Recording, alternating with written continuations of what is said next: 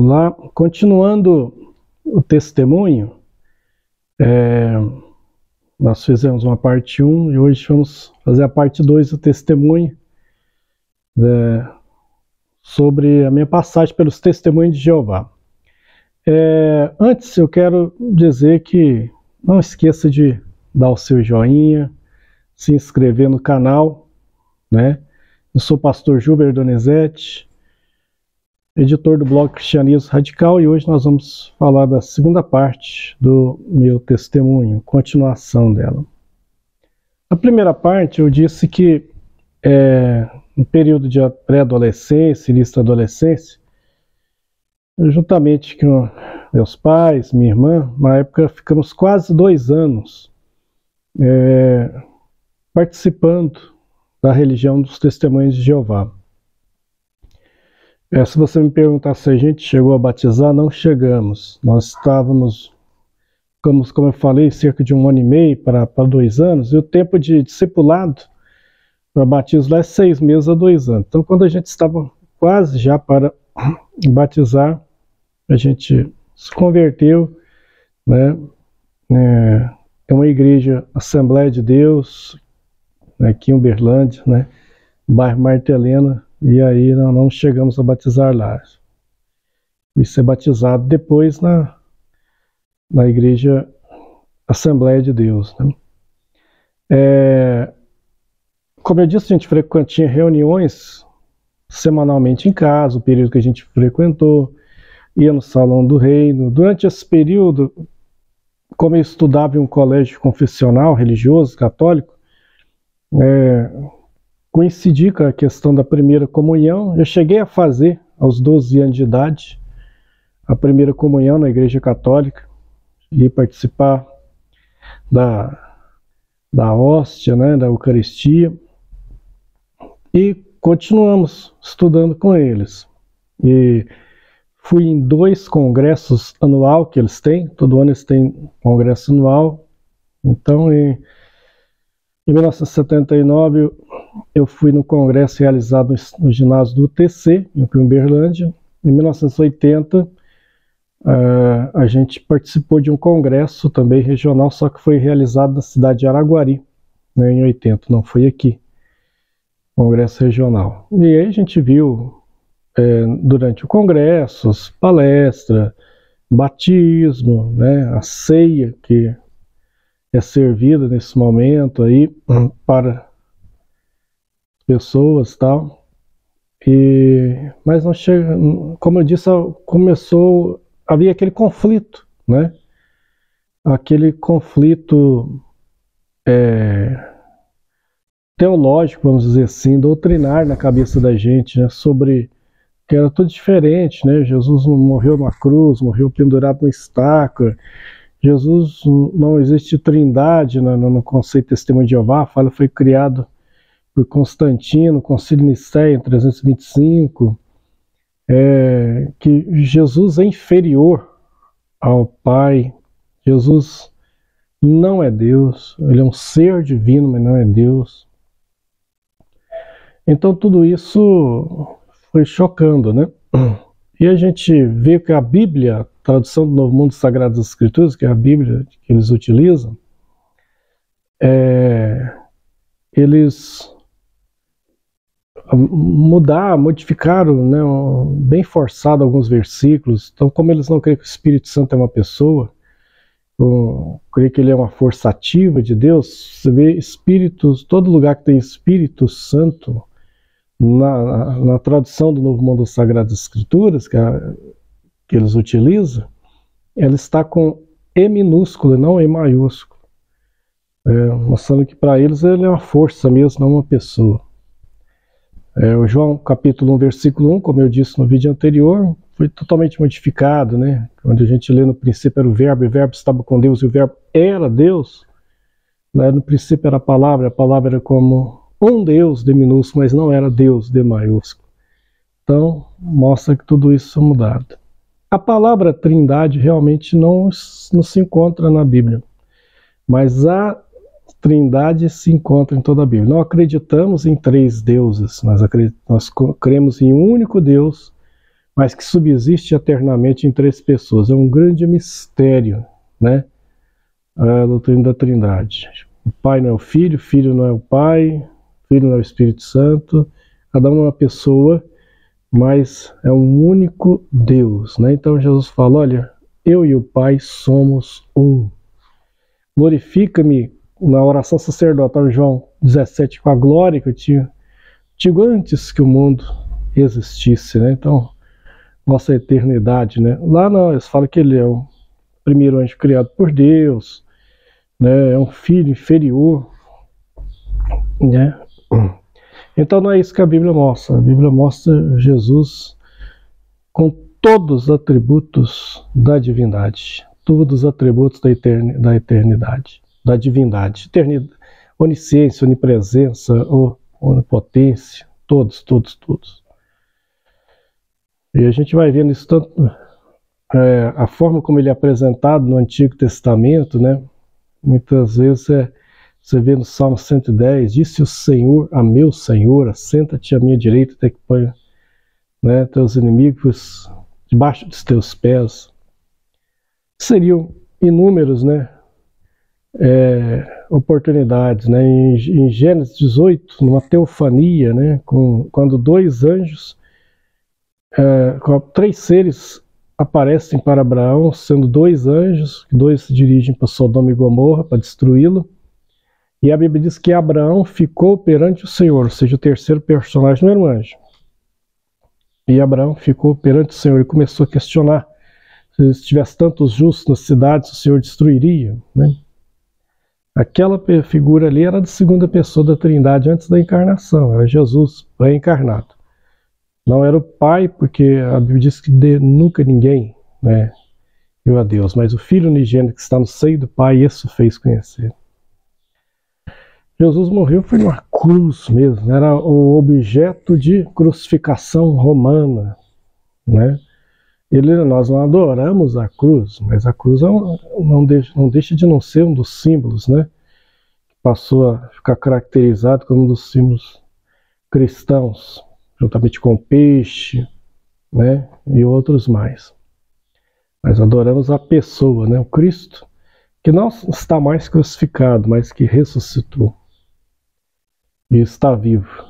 Cremos que o Espírito Santo é Deus, é uma pessoa, não é força, não é influência. Paulo fala, não entristeçais o Espírito Santo, o qual está selado para o dia da redenção. Você não entristece uma energia, você não entristece a energia elétrica, você não entristece a força do vento, você entristece uma pessoa,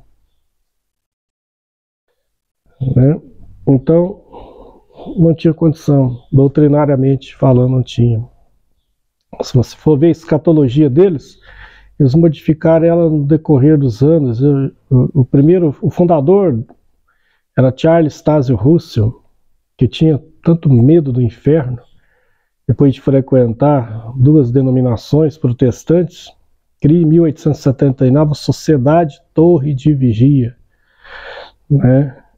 Sociedade Torre de Vigia, que praticamente acaba sendo o nome jurídico deles utilizado tanto nos Estados Unidos como no Brasil.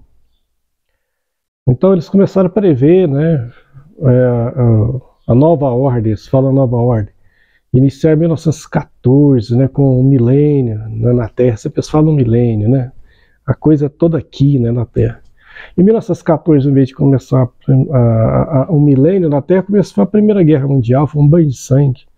Aí preveram para 1925, depois foram prevendo várias datas, a última me parece foi 1975, depois pararam de prever.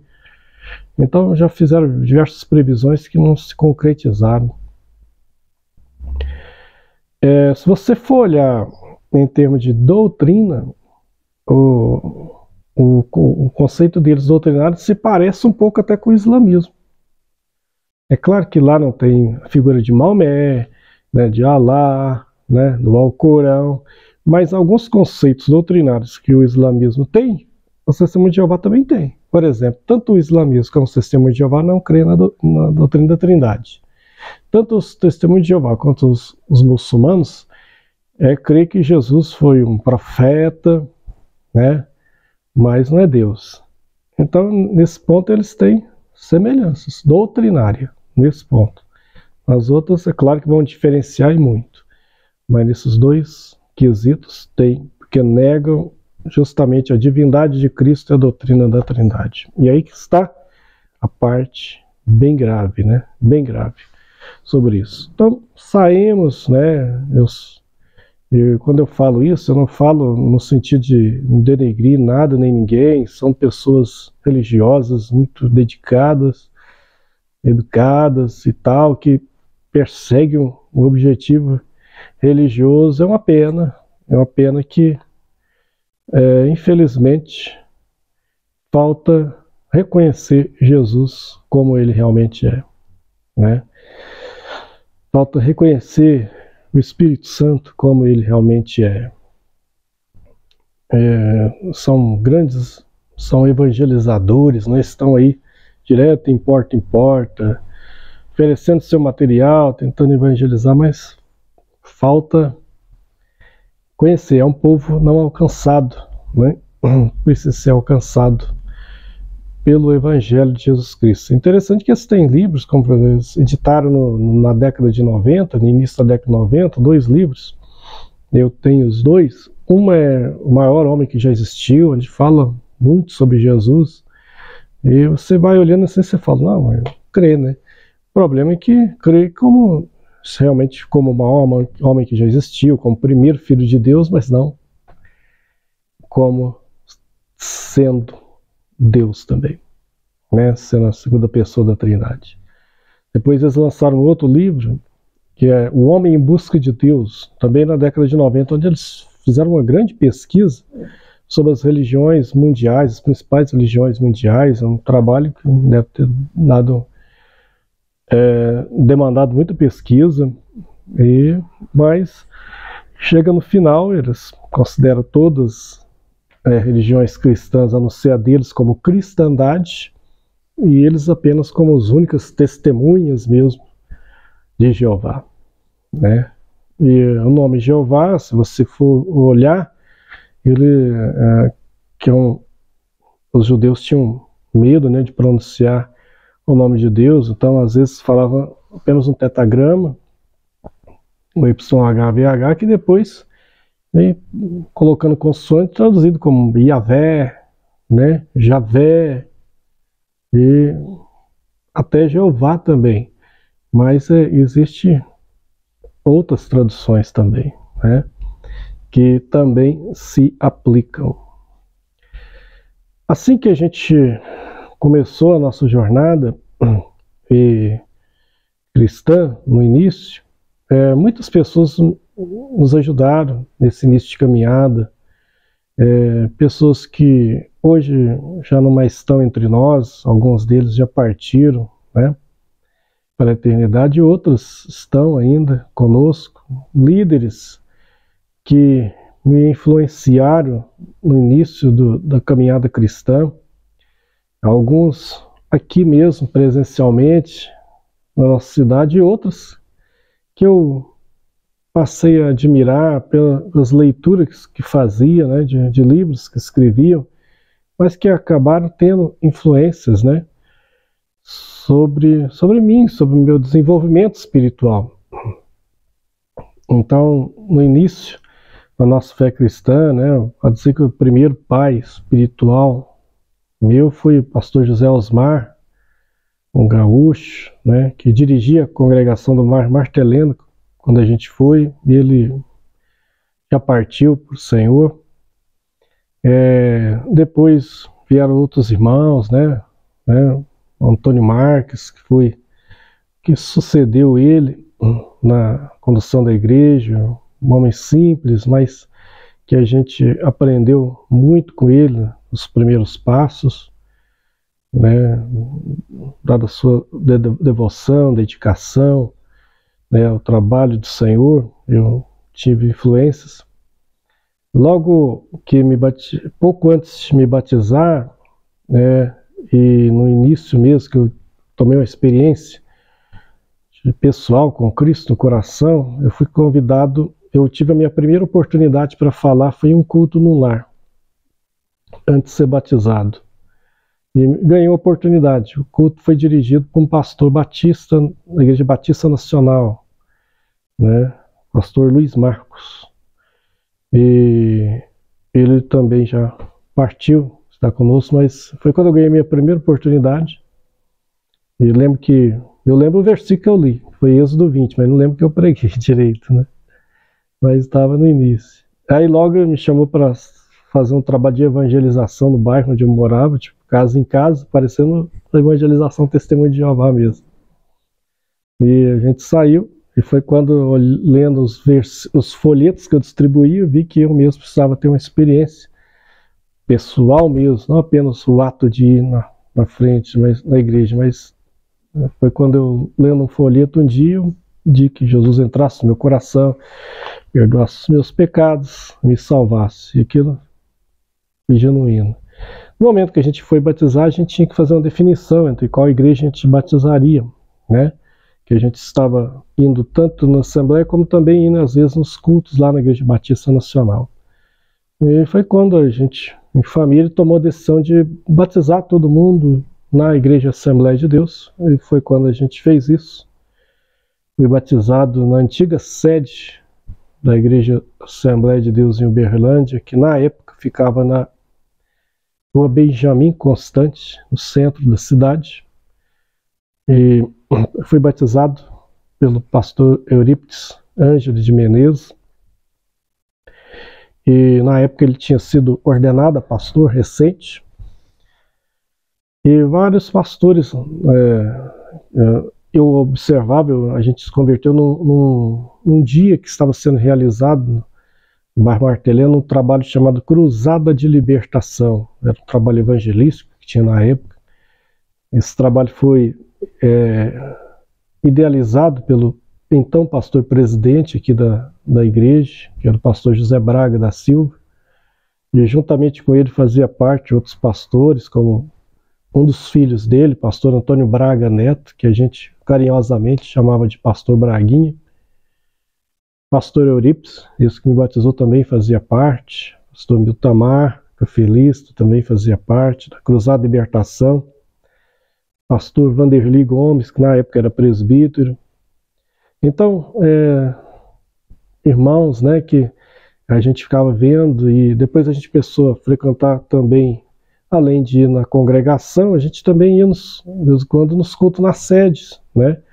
E ali, e logo nomearam, dividiu as congregações e colocou supervisores sobre elas, e na nossa região lá foi colocado como supervisor das congregações perto da que eu frequentava, o pastor Manuel Juvenal, um homem muito sábio, e que ele me fez apaixonar pela escola dominical. Que sempre que ele estava lá, ele ministrava uma aula conjunta, eu apreciava muito tanto as aulas dele como as pregações dele, um homem muito dedicado ao ensino.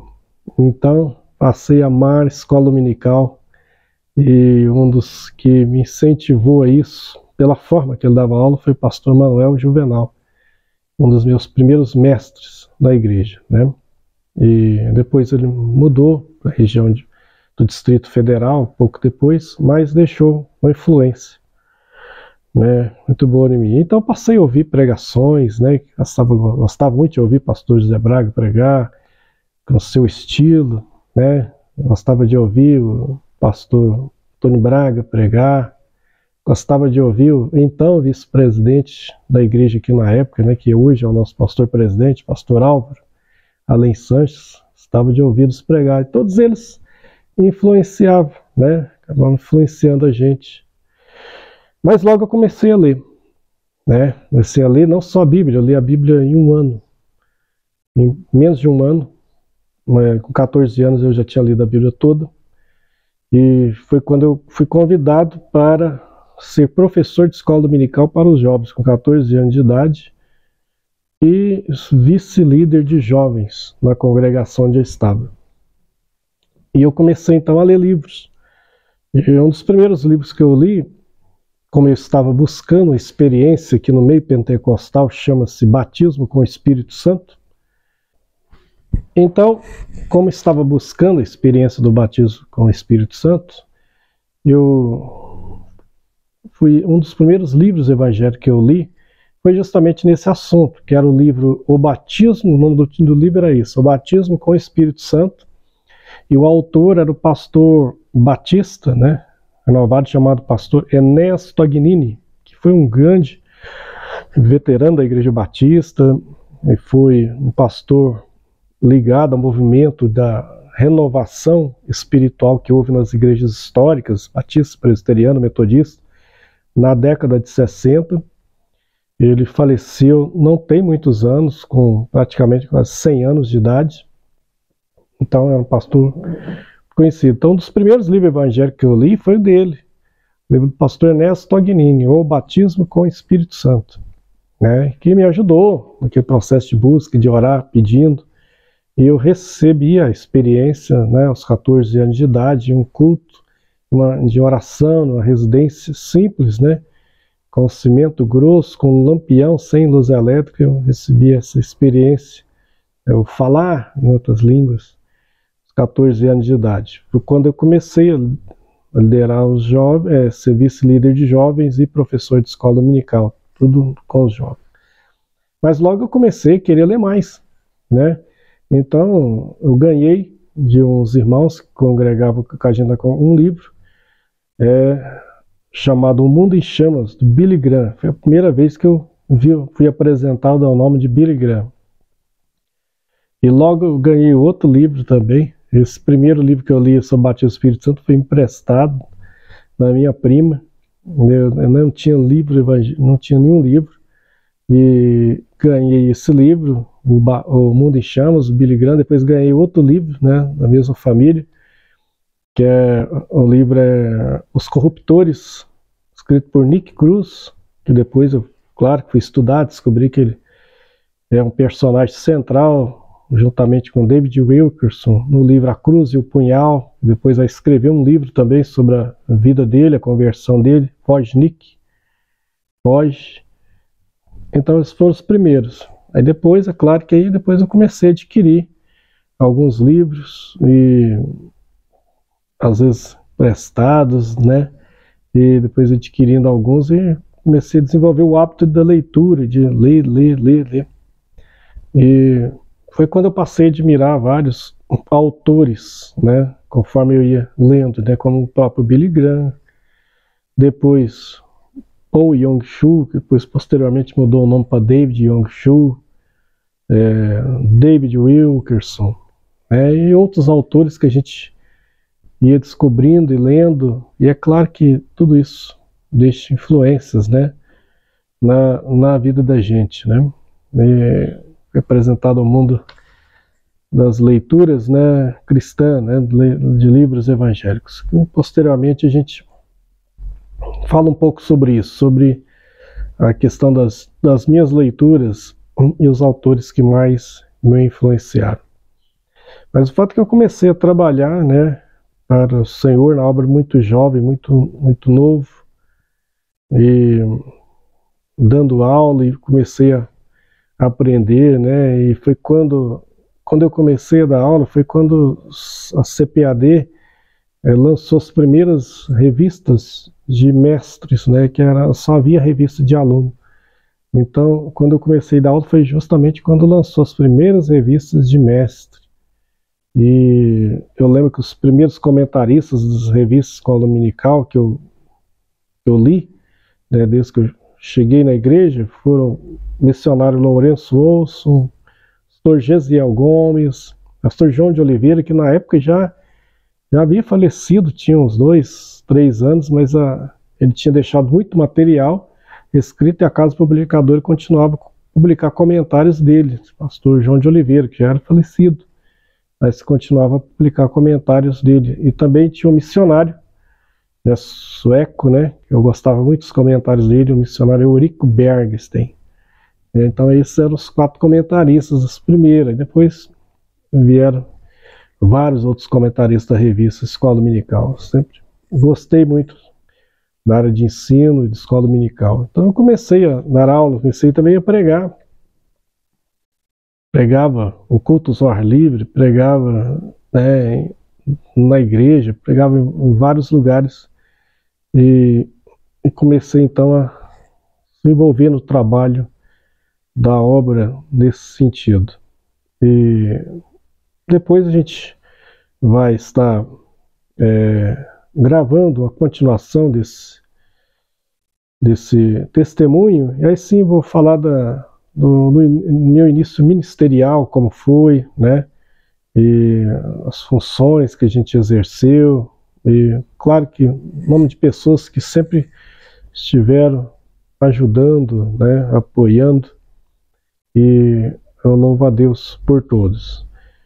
Deus abençoe, muito obrigado por estar acompanhando aí a segunda parte desse testemunho. Ele vai continuar, né? Vai ter algumas partes ainda continuando. Obrigado, continue aí dando o seu joinha, indicando esse canal para outras pessoas se inscrever, né? Deus abençoe a todos, obrigado.